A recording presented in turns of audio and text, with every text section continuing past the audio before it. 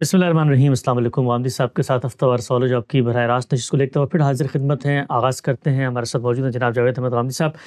ہم نے آپ سے گفتگو کی تھی حدیث ثقلین پر، اسی طریقے سے حدیث قصہ پر۔ ہمارے ہاں امت کے دو رجحانات ہیں، اہل تشیع اور اہل سنت کے۔ اہل تشیع کی جو نقطہ نظر ہے اس کی بنا استدلال میں جو روایات پیش کی جاتی ہیں، غامدی صاحب سے ہم قرآن مجید کی روشنی میں اس کا تجزیہ طلب کر رہے ہیں۔ ایک اور بہت ہی مارکۃ الآراء واقعہ ہے، غدیر خم کا واقعہ۔ کہا جاتا ہے کہ اللہ کے پیغمبر نے رخصت ہونے سے پہلے اپنے بعد کے کچھ فیصلے اس مقام پر کر دیے تھے۔ اہل تشیع کا نقطہ نظر کیا ہے، مختصر سا پیش کر کے واقعے کی اصل تفصیلات کی جانب آگے پڑھوں گا۔ کہا جاتا ہے کہ واقعہ غدیر تاریخ اسلام کا اہم ترین واقعہ ہے، جس میں پیغمبر اسلام نے حجۃ الوداع سے واپسی پر غدیر خم نامی جگہ پر ہجرت کے 10ویں سال 18 ذی الحجہ کے دن حضرت علی کو اپنا جانشین مقرر کیا تھا، جس کے بعد تمام بزرگ صحابہ سمیت حاضرین نے سیدنا علی کی بیعت کی تھی۔ ساتھ ساتھ یہ بھی کہا جاتا ہے کہ یہ تقریر اللہ کے پیغمبر نے خدا کے حکم سے کی تھی، اور اس تقریر سے پہلے بھی کچھ آیات نازل ہوتی ہیں۔ وہ آیات کیا ہیں انشاءاللہ زیر بحث لائیں گے، اور جس وقت تقریر کا خاتمہ ہوا تو اس وقت بھی کچھ آیات اللہ کی جانب سے نازل کی گئی تھیں۔ کہا جاتا ہے کہ اللہ کے پیغمبر نے اپنے بعد کے کچھ فیصلے ہیں جو سیدنا علی کے حق میں کر دیے تھے۔ روایت کیا ہے، میں روایت پڑھ دیتا ہوں پھر ہم صاحب کی جانب بڑھیں گے۔ روایت یہ ہے کہ نبی صلی اللہ علیہ وسلم نے خالد بن ولید رضی اللہ تعالیٰ عنہ کی جگہ حضرت علی کو یمن بھیجا تاکہ غنیمت کے خمس یعنی 5ویں حصے کو لے آئیں۔ صحابی فرماتے ہیں کہ مجھے علی رضی اللہ تعالیٰ عنہ سے بہت بغض تھا، اور میں نے انہیں غسل کرتے ہوئے دیکھا۔ میں نے خالد رضی اللہ تعالیٰ سے کہا کہ تم دیکھتے ہو کہ علی نے کیا کیا؟ انہوں نے ایک لونڈی کی صحبت اختیار کی۔ پھر جب ہم نبی صلی اللہ علیہ وسلم کی خدمت میں حاضر ہوئے تو میں نے آپ سے اس کا ذکر کیا۔ آپ صلی اللہ علیہ وسلم نے دریافت کیا کہ بریدہ تمہیں علی کی طرف سے بغض ہے؟ میں نے کہا ہاں۔ فرمایا علی سے دشمنی نہ رکھنا، یہ خمس کا مال اس کا زیادہ حقدار ہے۔ اسی طرح سے بعض روایات میں آتا ہے کہ حضرت علی سے میں سب سے زیادہ محبت کرتا ہوں۔ امام احمد کی روایت میں ہے کہ رسول اللہ صلی اللہ علیہ وسلم نے فرمایا علی سے دشمنی مت رکھو، وہ میرا ہے اور میں اس سے ہوں۔ ایک اور روایت میں آتا ہے کہ جب میں نے شکایت کی تو رسول اللہ کا چہرہ سرخ ہو گیا اور فرمایا جس کا میں ولی ہوں اس کا علی بھی ولی ہے۔ اسی طریقے سے بعض روایت میں آتا ہے کہ میرے بعد علی تمہارا ولی ہے، لہٰذا اس سے بغض نہ رکھو۔ ہم سب غدیر خم کا بڑا مارکۃ الآراء واقعہ ہے۔ استدلال کیا جاتا ہے کہ اللہ کے پیغمبر نے خلافت کو منتقل کر دیا تھا اس واقعے میں سیدنا علی کے سپرد کر کے۔ یہ جو الفاظ اختیار کیے، جس کا میں ولی اس کا علی ولی، جس کا میں مولا اس کا علی مولا، کیا مراد ہے اس سے؟ اس سے کیا مراد ہے، یہ تو بات کا مسئلہ ہے۔ سب سے پہلے یہ دیکھنا چاہیے کہ واقعہ جیسے کہ بیان ہو رہا ہے، کیا فی الواقع اپنے پس منظر کے لحاظ سے اس تعبیر کا محتمل ہے جو کی جا رہی ہے؟ اللہ کے پیغمبر کو اگر اس طرح کا کوئی اعلان کرنا تھا تو اس کا سب سے اچھا موقع تو وہ تھا جب کہ حجۃ الوداع میں سب لوگ جمع ہوئے تھے۔ وہی موقع ہے جس میں صحابہ کرام کو آپ نے آخری نصیحتیں کی ہیں۔ وہی موقع ہے جب آپ نے لوگوں سے یہ عہد لیا ہے کہ میرے بعد تم اللہ کی کتاب کو مضبوطی سے پکڑے رکھو گے۔ لوگوں کو اس بات کی تاکید کی ہے کہ وہ ان حدود کے پیرو رہیں گے جن پر آپ نے ان کو کاربند رکھا ہے۔ اسی طرح سے دین کے بعض مہمات مسائل کی طرف توجہ دلائی ہے۔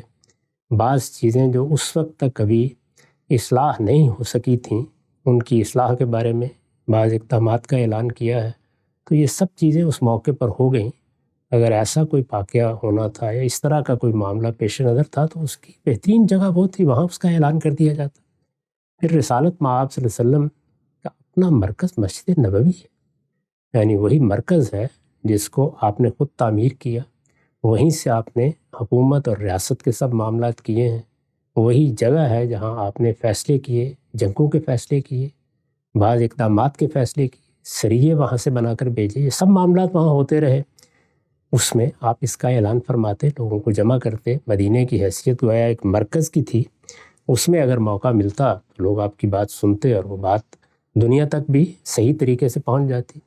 آخری زمانے میں جب آپ بیمار ہو گئے ہیں، اس کا بہترین موقع وہ بھی تھا، یعنی اس میں تو آپ کو نماز کے لیے بھی انتخاب کرنا تھا کہ اب کوئی آدمی لوگوں کی امامت کرا دے گا۔ تو یہ سارے مواقع موجود تھے۔ ان مواقع پر رسالت مآب صلی اللہ علیہ وسلم اس طرح کا اعلان کرنا چاہتے تو کر سکتے تھے۔ ایسا کوئی اعلان آپ نے کبھی نہیں کیا، کسی کے بارے میں بھی نہیں کیا، یعنی اپنا کوئی رجحان واضح کیا ہو، کوئی اشارہ کر دیا ہو، کوئی اس طرح کی چیز ہو، تو اس سے زائد کوئی چیز آپ نے کبھی نہیں کی۔ کیوں نہیں کی؟ اس کی وجہ یہ ہے کہ اللہ تعالیٰ یہی سنت قائم کرنا چاہتے تھے کہ مسلمانوں کے باہمی معاملات ان کی رائے سے فیصل ہوا کریں۔ اس پر ہم مختلف موقعوں پر بہت تفصیل سے گفتگو کر چکے ہیں۔ ابھی اعتراضات سیریز میں بھی اس کے مختلف پہلو زیر بحث ہیں، رسالت مآب صلی اللہ علیہ وسلم کے بعد مسلمانوں کو اجتماعی معاملات میں کیا ہدایت دی گئی؟ قرآن مجید ہمارے لیے ہدایت کی آخری کتاب ہے، اس میں یہ بتا دیا گیا ہے کہ امرہم شورا بینہم، مسلمانوں کے تمام اجتماعی معاملات میں لوگوں کی رائے سے فیصلہ ہو جائے گا۔ ریاست، حکومت، اس سے نیچے کے معاملات، مسلمانوں کے کمیونٹی کے معاملات، معاشرے کے معاملات، ان کی مجالس کے معاملات، جہاں کہیں بھی نظم اجتماعی کے بارے میں کوئی ہدایت دی گئی ہے، وہاں اللہ تعالیٰ کی ہدایت قرآن مجید میں انہی الفاظ میں بیان کر دی گئی ہے کہ امرہم شورا بینہم، یعنی تمہارے اس طرح کے سب معاملات کے فیصلے باہمی مشورے سے، باہمی رائے سے ہوں گے۔ جب یہ اصول موجود ہے تو ظاہر ہے اس اصول کے مطابق مسلمانوں کو موقع ملنا چاہیے کہ وہ رسالت مآب صلی اللہ علیہ وسلم کے بعد حکمرانی میں جانشین منتخب کرنے کے لیے، رسالت کی جانشینی کا تو کوئی سوال نہیں تھا، رسالت بھی ختم ہو گئی، نبوت بھی ختم ہو گئی، لیکن رسالت مآب صلی اللہ علیہ وسلم حکمران کی حیثیت سے بھی ذمہ داریاں انجام دے رہے تھے۔ مسلمانوں کا جو اجتماعی نظم تھا اس کی ذمہ داری بھی آپ کے پاس تھی، اس میں آپ کا کسی جانشین کا انتخاب ناگزیر تھا۔ تو اس معاملے میں اگر پورے اہتمام کے ساتھ کوئی فیصلہ آپ ہی کرنا تھا تو کر دیتے۔ پھر ہمیں معلوم ہے کہ آپ نے بعض چیزوں میں توجہ بھی دلائی، مثلا یہ بتایا کہ یہ فیصلے کس اصول پر ہونے چاہیے، یہ بتایا کہ اس وقت جو مختلف جماعتیں موجود ہیں، جیسے انصار ہیں، جیسے مہاجرین ہیں، تو اس میں اگر تم فیصلہ کرو گے تو کس جماعت کو اس اصول کی روح سے، یعنی امرہم شورا بینہم کے اصول کی روح سے ترجیح دینی چاہیے۔ یہ باتیں آپ نے کی اور انصار کو اس کے بارے میں نصیحت بھی کی۔ میں نے وہ سب چیزیں اپنی کتاب برہان میں امرہم شورا بینہم کے تحت جو کچھ لکھا ہے اس میں جمع کر دی، بتا دیا ہے کہ رسالت مآب صلی اللہ علیہ وسلم نے کیا ہدایات دیں، یہ بتا دیا ہے کہ انہی کا حوالہ دے کر سقیفہ بنی ساعدہ میں سیدنا صدیق نے فیصلہ کرایا۔ یہ سب چیزیں معروف ہیں۔ تو حضور نے جو طریقہ اختیار کیا وہ یہ طریقہ تھا، اس طریقے کے مطابق یہ سب فیصلے ہوئے ہیں۔ اب جو روایت آپ نے پڑھی ہے، کیا اس روایت میں ادنیٰ درجے میں بھی اس طرح کی کوئی چیز زیر بحث لگتی ہے؟ یعنی ہم جب روایت کو دیکھیں گے یا قرآن مجید کے کسی مقام کو دیکھیں گے تو قرآن میں تو اگر روایت کے الفاظ میں کوئی بات بیان ہوئی ہے اور قرآن مجید میں اس کا کوئی ذکر ہے تو سیاق بھی ہوگا، سباق بھی ہوگا، پیچھے اور آگے سے ہم دیکھ لیں گے۔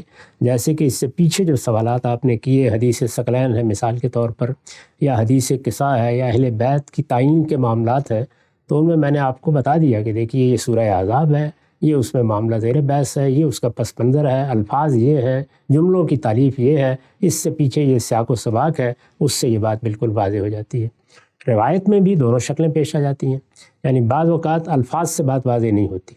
اس صورت میں روایت تو ایک شخص کا بیان ہے، دو اشخاص کا بیان ہے، چار لوگوں کا بیان ہے، اس میں پھر یہ دیکھنا پڑتا ہے کہ بات کہاں کہاں اور بیان ہوئی ہے، کسی دوسرے نے بھی اس کو آگے روایت کیا ہے، اس میں کچھ چیزیں ایسی تو نہیں کہ جو لوگوں نے حذف کر دی ہیں۔ دین کے مجموعی معاملات کیا ہیں، مجموعی نظم کیا ہے، قرآن مجید کی ہدایت کیا ہے، اس میں رکھ کے اس کو دیکھا جائے۔ تو یہاں تو اگر آپ روایت کو سادہ طریقے سے پڑھیں تو وہی بتا رہی ہے کہ معاملہ کیا زیر بحث ہے۔ یعنی سیدنا علی کو ایک ذمہ داری دی گئی ہے، امراء کا تقرر رسالت مآب صلی اللہ علیہ وسلم وقتاً فوقتاً کرتے رہے ہیں۔ اس کے لیے یہ سمجھ لینا چاہیے کہ قرآن مجید کی سورہ نساء میں اللہ تعالیٰ نے وہ ہدایات بیان کی ہیں جو نظم ریاست کے بارے میں صحابہ کرام کو دی گئی یا رسالت مآب صلی اللہ علیہ وسلم کے زمانے میں مسلمانوں کو دی گئی۔ ان ہدایات میں جہاں بعض اصولی نصیحتیں بیان ہوئی ہیں، وہاں یہ بھی بتا دیا گیا کہ اس وقت کیا نظم ہے جو قائم کر دیا گیا ہے۔ یعنی پہلے تو معاملہ یہ تھا کہ مدینہ ہے، مدینہ میں خود رسالت مآب صلی اللہ علیہ وسلم موجود ہے، صحابہ کرام کی جماعت بھی بہت مختصر ہے، اس جماعت میں وہ لوگ جن کو اہل الحل والعقد کہا جا سکتا ہے، یعنی ارباب حل و عقد، ہماری موجودہ اصطلاح میں آپ کہہ سکتے ہیں کہ لوگوں کے نمائندے، لوگوں کے رہنما، وہ جن کو لوگ اپنی طرف سے بات کہنے کے لیے مامور کر دیں۔ تو یہ چند لوگ تھے، ان کے ہم نام بتا سکتے ہیں کہ وہ کون لوگ تھے۔ ایک مختصر سی جماعت میں 8، 10، 12 ایسے لوگ تھے جن کی حیثیت رسالت مآب صلی اللہ علیہ وسلم کی دعوت کے ساتھ تعلق کی وجہ سے رہنماؤں کی ہوگی۔ سیدنا صدیق تھے، سیدنا عمر تھے، سیدنا عثمان تھے، سیدنا علی تھے، طلحہ تھے، زبیر تھے رضی اللہ عنہم، ابو عبیدہ بن الجراح تھے، معاذ بن جبل تھے۔ اس طرح بعض صحابہ کرام ہیں بہت نمایاں ہیں جن کے بارے میں ہم جانتے ہیں کہ ان سے مشورہ کر کے، اسی طرح انصار میں سے سعد بن عبادہ ہے، سعد بن معاذ ہے، یا بعض اور بزرگ صحابہ ہیں، ان سے مشورہ کر کے رسالت مآب صلی اللہ علیہ وسلم سارا نظم چلا رہے تھے۔ لیکن پھر کیا ہوا؟ پھر یہ ہوا کہ مدینے سے باہر ریاست پھیلنا شروع ہو گئی۔ اب جب باہر پھیلنا شروع ہو گئی تو اس میں لوگوں کو علاقوں کی ذمہ داریاں بھی دی جاتی تھیں، مہمات کی ذمہ داریاں بھی دی جاتی تھیں۔ گویا دو طرح کے امراء قائم کرنا پڑ گئے، ایک وہ کہ جو کسی علاقے کا جا کر نظم سنبھالیں، ایک یہ کہ وہ کسی جگہ پر کسی مہم کے لیے بھیجے جائیں۔ کوئی سریہ بھیجا جا رہا ہے، کسی جگہ کوئی لشکر بھیجا جا رہا ہے تو اس کا بھی آخر کسی کو امیر مقرر کیا جائے گا۔ عام طور پر یہی تعبیر اختیار کی جاتی تھی۔ رسالت مآب صلی اللہ علیہ وسلم کے زمانے میں اس طرح کے لوگ ہیں جن کے بارے میں قرآن یہ کہتا ہے کہ یہ اولو الامر ہیں، یعنی ان کو مسلمانوں کے نظم کی ذمہ داری دی گئی ہے۔ ہاں، وہ ذمہ داری کسی مہم کے سلسلے میں دی گئی ہے یا کسی علاقے کا نظم چلانے کے لیے دی گئی ہے۔ ان سے ہمیں کیا رویہ اختیار کرنا چاہیے، اس کو اصول کے طور پر بیان کیا ہے کہ اے ایمان والو، اطیعوا اللہ و اطیعوا الرسول، اللہ کی اطاعت کرو، اللہ کے رسول کی اطاعت کرو، اس لیے کہ اللہ اور اللہ کے رسول تو اس وقت حکومت کر رہے ہیں۔ اسی لیے میں ہمیشہ یہ کہتا ہوں کہ اس وقت حکومت الہیہ قائم تھی، یعنی خود اللہ تعالیٰ براہ راست اپنے پیغمبر کے ذریعے سے ہدایات بھی دے رہے تھے اور فیصلے بھی سنا رہے تھے۔ قرآن مجید میں وہ سب باتیں نقل ہوئی ہیں۔ زمین پر اللہ کا پیغمبر موجود تھا تو اللہ و رسول کو تو گویا یہ حیثیت حاصل تھی کہ براہ راست اس وقت معاملات کو انہی کو دیکھنا تھا۔ ان کی اطاعت تو اس لیے بھی کرنی ہے کہ وہ ہمارا پروردگار ہے اور رسول اس کا نمائندہ ہے۔ اس وقت حکمران کی حیثیت سے بھی انہی کی اطاعت کرنی تھی۔ اس سے نیچے جن لوگوں کو ذمہ داری دی گئی، جن کو اولو الامر کہا ہے قرآن مجید نے، ان کے بارے میں دیکھیے کیا ہدایت کی ہے۔ یہ کہا ہے کہ جو لوگ بھی مختلف ذمہ داریوں کے لیے مقرر کیے جائیں، جن کو معاملات کا ذمہ دار بنایا جائے یا کسی علاقے کا ذمہ دار بنایا جائے، جو تمہارے اولو الامر ہیں، عربی زبان میں اس کو اس طرح ادا کیا ہے، تم ان کی بھی اطاعت کرو گے۔ فَإِن تَنَازَعْتُمْ فِي شَيْءٍ فَرُدُّوهُ إِلَى اللَّهِ وَالرَّسُولِ، اگر کسی معاملے میں کوئی نزاع واقع ہو گئی ہے، کوئی اختلاف واقع ہو گیا ہے، تو معاملہ اللہ اور رسول کے سامنے پیش کر دیا جائے گا، اس لیے کہ اس وقت رسول اللہ موجود ہے اور اللہ تعالیٰ کی طرف سے بھی اگر کوئی سوال کیا جائے، کوئی معاملہ درپیش ہو تو ہدایات نازل ہو جاتی ہیں۔ ہم جانتے ہیں کہ ایک خاتون کے زہار کے معاملے میں آسمان سے ہدایات نازل ہو گئی ہیں، تو اللہ تعالیٰ بھی ہدایات دے رہے تھے اور اللہ کا پیغمبر بھی زمین پر لوگوں کی رہنمائی کے لیے موجود تھا۔ اس میں یہ کہا گیا کہ اپنے نزاعات وہاں پیش کرو۔ یہ جو اولو الامر ہیں مقرر کیے گئے ہیں مختلف موقعوں پر، ان کے بارے میں حضور نے ایک اصولی بات فرمائی، وہ مختلف الفاظ میں روایتوں میں بیان ہوئی ہے۔ اگر آپ مسلم کی کتاب الامارہ نکال لیں گے تو آپ کو اس کے کئی طرق مل جائیں گے جس میں یہ بات بیان کی گئی ہے۔ اس میں حضور نے یہ فرمایا ہے کہ جب ایک نظم قائم کر دیا گیا ہے تو اس نظم میں اب میں اللہ کا رسول ہوں، جس نے میری اطاعت کی اس نے اللہ کی اطاعت کی۔ یہ بات قرآن میں بھی بیان ہوئی، یہ بات حضور نے بھی بیان فرمائی۔ اسی ذیل میں جب مختلف لوگوں کو امیر مقرر کیا گیا، ذمہ دار مقرر کیا گیا، تو آپ نے فرمایا کہ من اطاع الامیر فقد اطاعنی ومن اطاعنی فقد اطاع اللہ، یعنی میں نے جن لوگوں کو ذمہ داری کے منصب پر فائز کیا ہے، اس کی اگر تم اطاعت کرتے ہو، تم ان کے سامنے سر تسلیم خم کرتے ہو، جو وہ احکام دیتے ہیں، جو قوانین نافذ کرتے ہیں، ان کی پیروی کرتے ہو، تو یہ سمجھو کہ تم میری اطاعت کر رہے ہو، کیونکہ وہ میرے مقرر کردہ ہیں، اور اگر تم میری اطاعت کرتے ہو تو اللہ کی اطاعت کرتے ہو۔ تو اس طرح گویا آپ نے یہ بتا دیا کہ یہ جو نظم اجتماعی ہے، اس میں جب تک یہ احساس نہ ہو کہ ہم اللہ اور اللہ کے رسول کے احکام کے تحت اس کی پیروی کر رہے ہیں، اسی کو ایک جامع تعبیر پھر آپ نے دی کہ التزام جماعت ہونا چاہیے، یعنی مسلمانوں کے نظم اجتماعی سے انحراف نہیں ہونا چاہیے۔ یہ انحراف اصول میں ہوا، فروع میں ہوا، آپ نے سخت تنبیہ فرمائی، یہاں تک لوگوں کو کہا کہ جو اس سے انحراف کرتا ہے وہ یہ خیال کر لے کہ وہ پھر جاہلیت کی زندگی بسر کر رہا ہے، جاہلیت کی موت مرے گا۔ بہت سخت تنبیہ بہت سی روایتوں میں یہ بیان بھی ہوئی ہے۔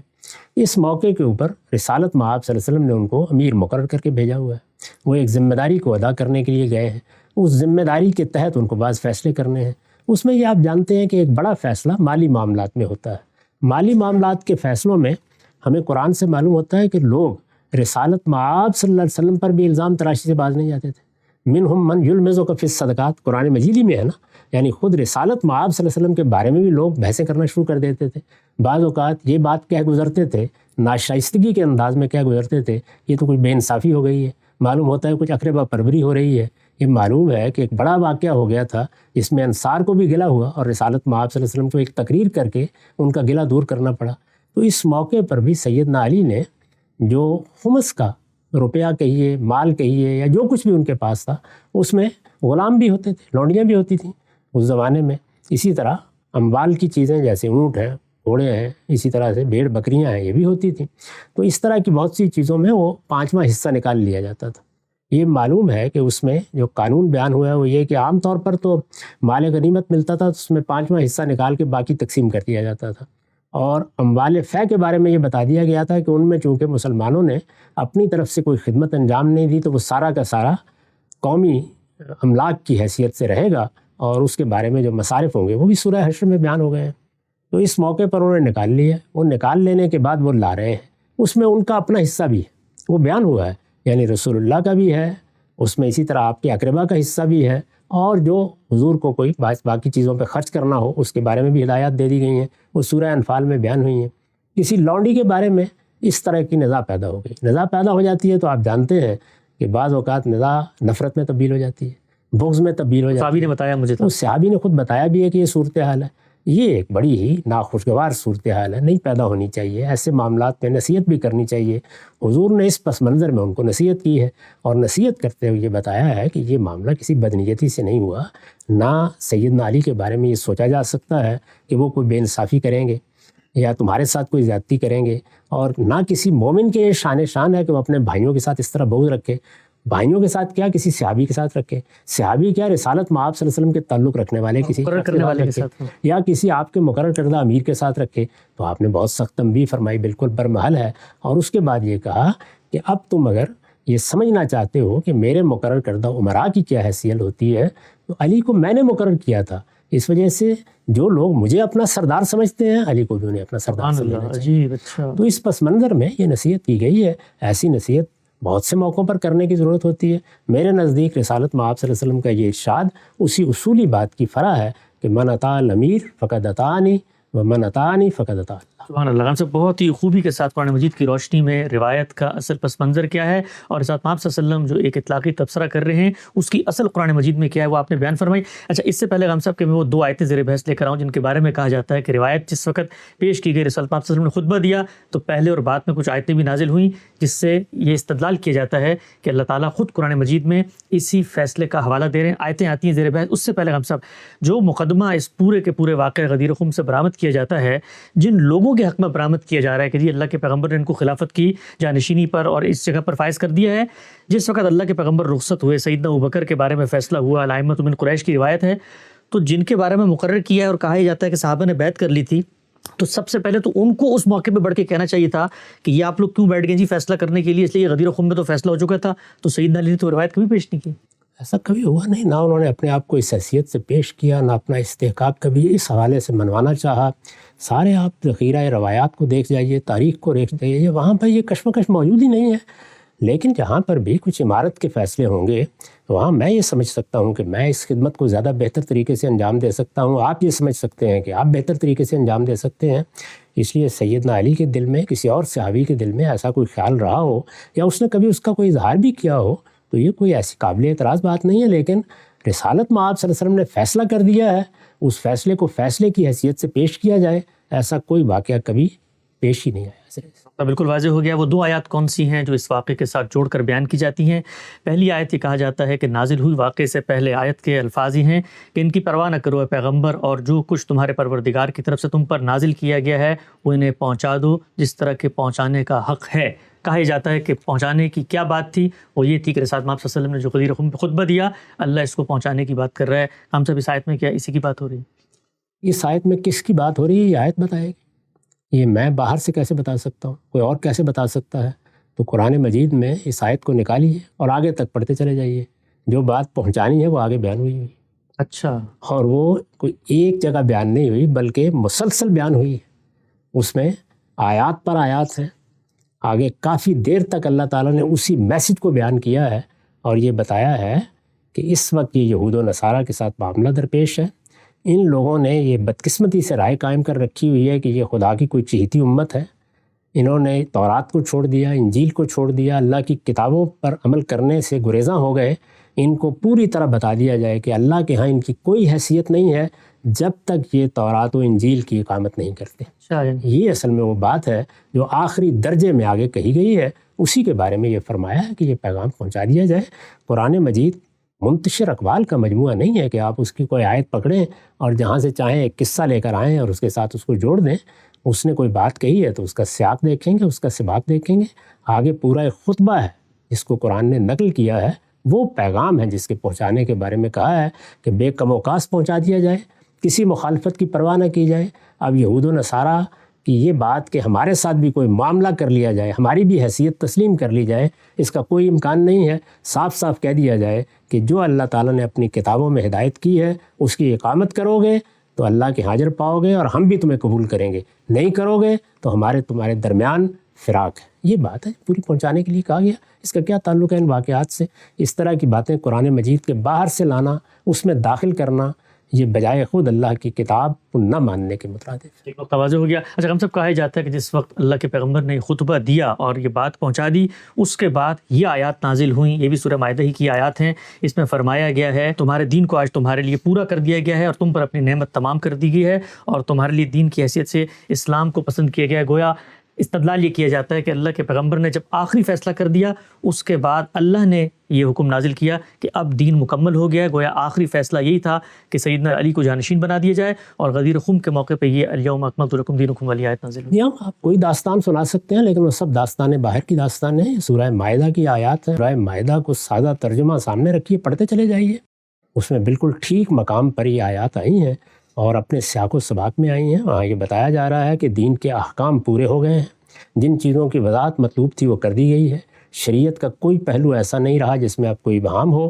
اب ہم یہ اعلان کر رہے ہیں کہ ہم نے پہلی وحی سے جو دین دینا شروع کیا تھا وہ پایہ تکمیل کو پہنچ گیا ہے، اللہ کی نعمت تمام ہو گئی ہے اور اللہ نے اسلام کو تمہارے دین کے لیے پسند کیا ہے۔ تو رضیت لکم الاسلام دینہ کے الفاظ خود بتا رہے ہیں کہ وہ کیا چیز ہے جو اللہ اس موقع پر دے رہے ہیں۔ اس کے بعد پھر فرمایا ہے کہ اب آخری اعلان بھی کر دیا جائے کہ یہود و نصارہ کے ساتھ دین کے معاملے میں کوئی مصالحت نہیں ہو سکتی۔ اگر ان کو حق کو اختیار کرنا ہے تو بے کم و کاست اختیار کریں، ان تک یہ بات پہنچا دی جائے۔ اس سیاق و سباق میں یہ ساری بات کہی گئی ہے، جس کا جی چاہے اس کو وہاں پڑھ لیں، آیت کو وہاں سے آپ نکال لیں، نکالنے کے بعد ایک قصہ خود تجویز فرمائیں، پھر اس کو آیت سے متعلق کر دیں۔ یہ کام تو وہی لوگ کر سکتے ہیں جو خدا کی بارگاہ میں بھی جسارت کرنا چاہتے ہوں، میں یہ جسارت نہیں کر سکتا۔ بالکل واضح ہو گیا غدیر خم کی اس پوری روایت کی حقیقت، پس منظر، اطلاقات کہتے ہیں قرآن مجید کی روشنی میں غامدی صاحب کی حرکت ہم نے جائزہ لیا۔ انشاءاللہ سلسلہ گفتگو کو آگے بڑھائیں گے، کچھ اور بھی پہلو ہیں جو اس پورے واقعات کے پس منظر میں پیش کی جاتے ہیں، زیر بحث آئیں گے۔ وقت یہاں پہ ختم ہوتا ہے، دوبارہ حاضر خدمت ہوں گے، اب تک آپ کا بہت شکریہ۔